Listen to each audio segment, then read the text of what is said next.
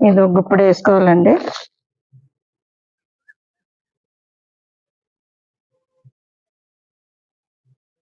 బాగా నాటుకుంటది అన్నమాట మొక్క.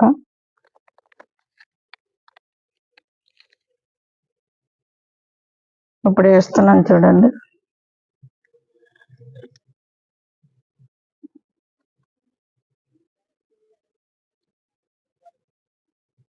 పెద్ద మొక్కలు కూడా ఇంత ఈజీగా రీపాటింగ్ చేసుకోవచ్చండి.